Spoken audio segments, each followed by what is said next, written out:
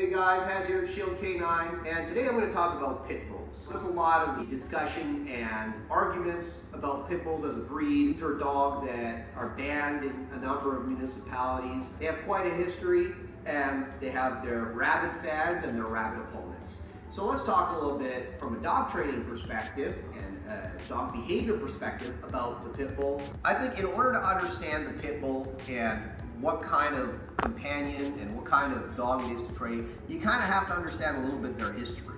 So what were these dogs originally bred to do? These dogs were bred to be fighting dogs. They fought for people's entertainment, they fought each other, they fought other animals, they've been used and are currently being used for things like hunting, boar. The use of these dogs obviously informed the breeding, and these dogs were bred a very specific way.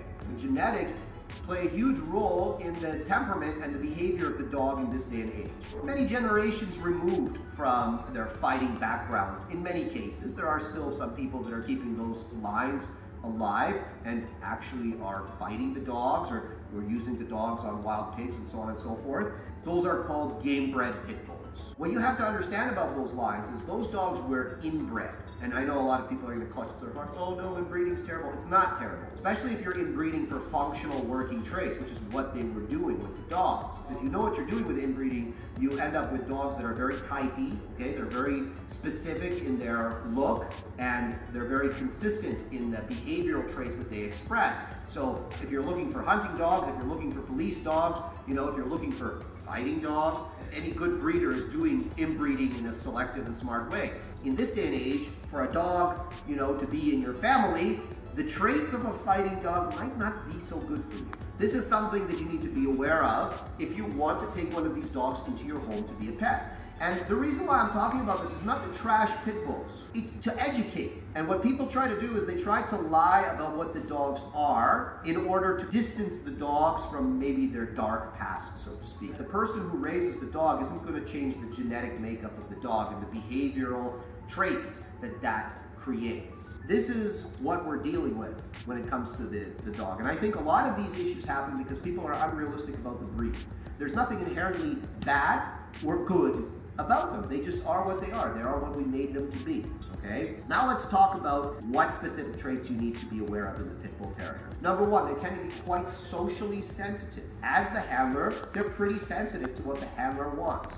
Or they're pretty sensitive if the handler gets a little bit upset with them. So if I say, hey, most pit bulls are pretty sensitive to that. They also tend to be a combination, and this is where I think a lot of trainers struggle with the pit bull terrier. They have very low thresholds for arousal. So that means it doesn't take much to get them to go from 0 to 100.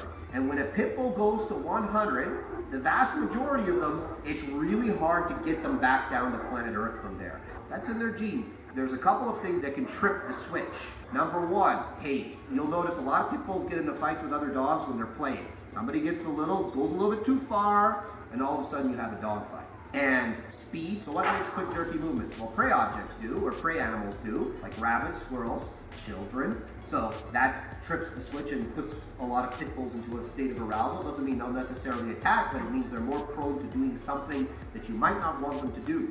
And high-pitched noises. I find with a lot of pit bulls, the high-pitched noises often will get them going. And again, you can understand why that might be based on their past and based on some of the current uses that they have. Now, how does this affect you? Well, it means that if you want to bring one of these cute guys into your house, you got to be aware, that to some degree or other may be in the lines. But that being said, I train quite a few of these dogs, and I see certain commonalities within this type of dog. From a training perspective, these dogs can represent a little bit of a challenge because of that arousal issue. It can make a dog who's normally quite sensitive suddenly become extremely resistant to pressure. I think, if you're picking the right type of dog, like Brick here, he's a fantastic dog as long as you manage him properly. He came to us with some arousal issues. He would get super aroused around other dogs. It's just that he was never taught to deal with his arousal, which is genetic, in a healthy way. And now he's learned that, he can control himself and how to kind of cope with arousal in a more healthy way. Understand your dog's history, understand what genetics are possibly in the background of your dog and why your dog does what he or she does. The good news with these dogs is they are handler sensitive. Okay, so you can have a good impact on your dog's behavior without actually having to use too much physical force with the dog. Are pit bulls good with kids? Some of them are and some of them aren't. If you have a dog that really struggles with arousal, it's generally not safe to have them around kids. So this is a good breed if you know what you're doing, if you're going to put in the necessary training, to help the dog be successful, and if you're not going to lie about what the dog is and is not. This is a good breed. Look, I could live with this dog and we wouldn't have too many problems. The other thing with these dogs is I find, again, as with anything, when you start breeding them for looks, a lot of people kind of start to abandon the temperament a little bit.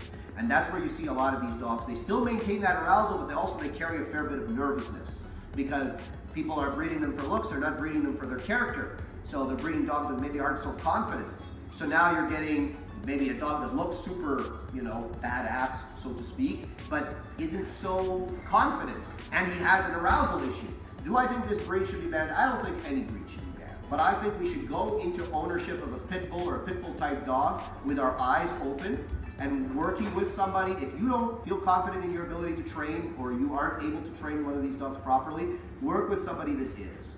I like them. I think that they're generally nice dogs, but they're not for newbies generally, and they're a dog that you need to put in the time and the effort to train properly if you want to avoid problems. Feel free to like, subscribe, comment below if you disagree with me. If you agree with me, maybe you'll give me an idea for another video.